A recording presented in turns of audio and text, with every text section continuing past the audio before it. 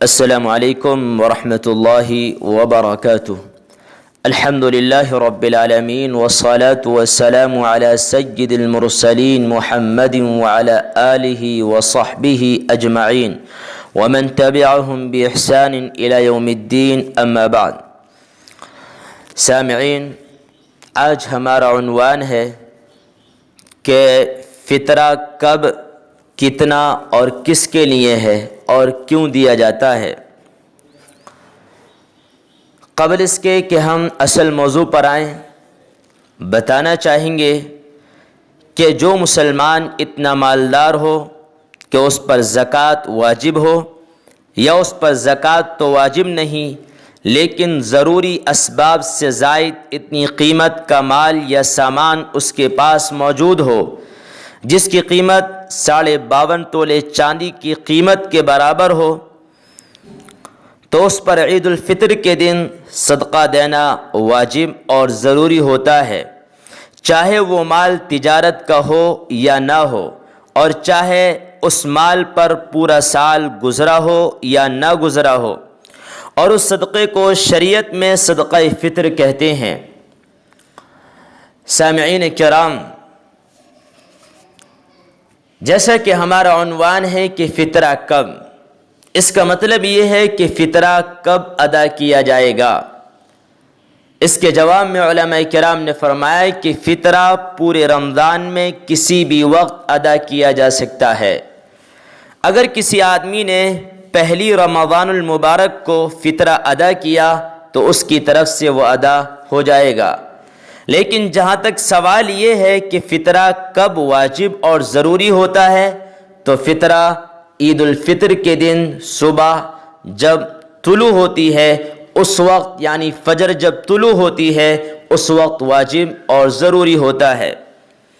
لیکن جہاں تک مسئلہ ادائیگی کا ہے تو صدقہ فطر کی ادائیگی پورے رمضان المبارک کے مہینے میں کسی وقت بھی ہو سکتی ہے۔ دوسرا سوال یہ تھا کہ کتنا، یعنی صدقہ فطر جس وقت ہم ادا کریں گے تو اس کی مقدار کیا ہوگی۔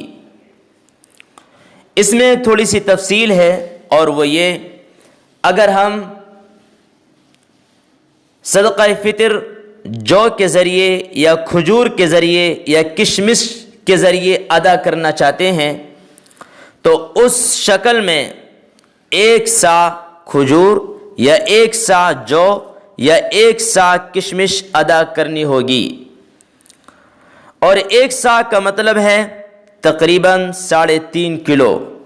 یا اس کے برابر اس کی قیمت۔ لیکن ہمارے یہاں پر، یعنی ہمارے عرف میں جو صدقہ فطر ادا کیا جاتا ہے وہ زیادہ تر گیہوں کے ذریعے ہے۔ تو اگر کوئی آدمی گیہوں کے ذریعے صدقہ فطر ادا کرنا چاہتا ہے تو وہ آدھا سا،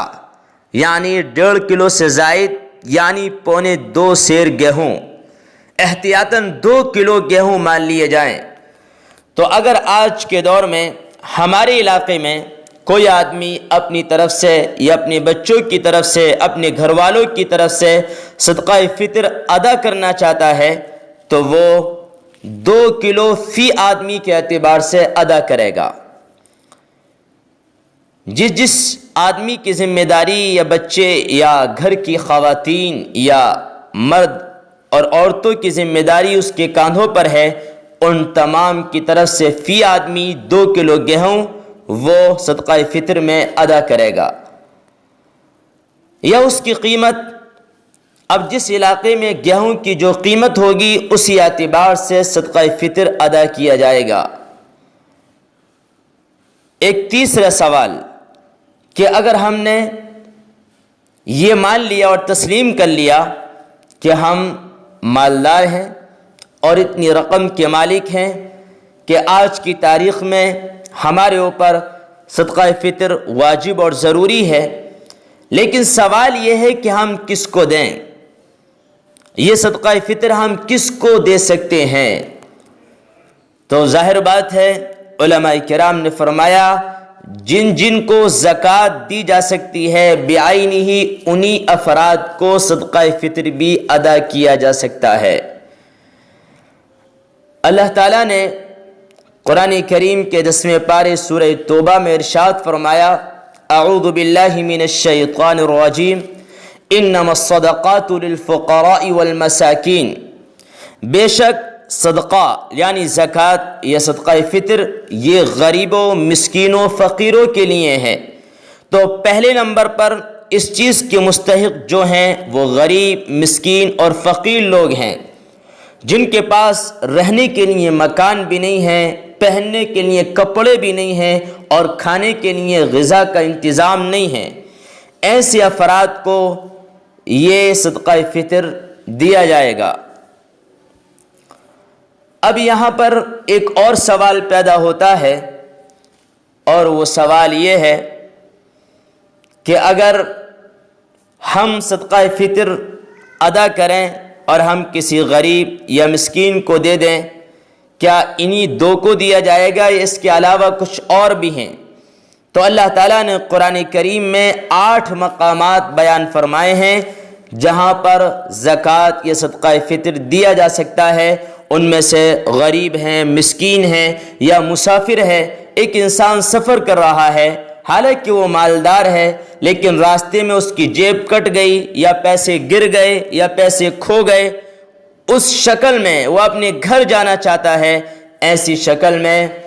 اس کو زکوٰۃ بھی دی جا سکتی ہے اور اس کو صدقہ فطر بھی دیا جا سکتا ہے تاکہ وہ اپنے گھر بآسانی پہنچ سکے۔ اب ایک چوتھا سوال جو ہر آدمی کے دماغ میں آتا ہے، اور وہ یہ کہ بالآخر یہ صدقہ فطر کیوں دیا جاتا ہے، اس کی حکمت کیا ہے، اس کا مقصد کیا ہے؟ تو علماء کرام نے فرمایا کہ اس کا مقصد یہ ہے کہ پورے رمضان المبارک کے مہینے میں، روزوں میں یا تراویح میں یا افطار میں یا سحری میں یا قرآن کی تلاوت میں یا عبادات میں یا ذکر و اذکار میں جو بھی کوتاہیاں ہوئیں، یعنی روزہ جیسا رکھنا چاہیے تھا ویسا ہم رکھ نہیں پائے، تراویح جیسی پڑھنی چاہیے تھی ویسی ہم پڑھ نہیں پائے، قرآن کریم کی تلاوت جس تدبر کے ساتھ کرنی چاہیے تھی ویسی ہم کر نہیں پائے، تو ظاہر بات ہے ہم نے عبادت میں کوتاہی کی ہے یا روزہ رکھنے میں ہم سے کوتاہی ہوئی ہے اور عبادات کے اندر ہم سے کوتاہی اور غلطی ہوئی ہے، تو اللہ تعالیٰ نے صدقہ فطر اس لیے رکھا کہ پورے رمضان المبارک کے مہینے میں جہاں جہاں جو بھی کوتاہیاں ہوئی ہیں یا چھوٹی موٹی غلطی اور کوتاہیاں ہوئی ہیں، ان کی تلافی کے لیے اور ان کی معافی کے لیے صدقہ فطر رکھا گیا ہے کہ جیسے ہی ہم اپنی طرف سے یا اپنی اولاد کی طرف سے صدقہ فطر ادا کریں گے تو جہاں جہاں روزے میں جو غلطی یا کوتاہی تھی اللہ اس کی تلافی کر دے گا اور اس کو معاف کر دے گا، یا تراویح میں یا اس کے علاوہ جو بھی عبادت رمضان المبارک کے مہینے میں موجود ہیں اور اس میں جو بھی ہماری طرف سے کوتاہی ہوئی، یہ صدقہ فطر اس کی تلافی کے لیے کافی ہو جائے گا۔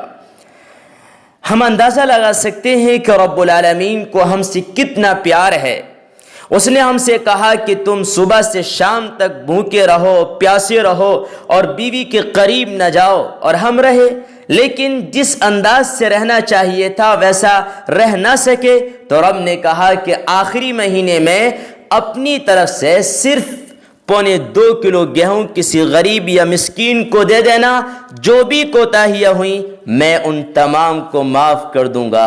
ہمارا رب بڑا کریم ہے، غفور ہے، مہربان ہے، اور وہ قرآن میں تو یوں کہتا ہے الا تحبون ان یغفر اللہ لکم، اے میرے بندو کیا تم نہیں چاہتے کہ تمہارا رب تمہیں معاف کر دے، تمہارے گناہوں کو معاف کر دے، تمہاری خطاؤں کو معاف کر دے۔ آج ہمیں اور آپ کو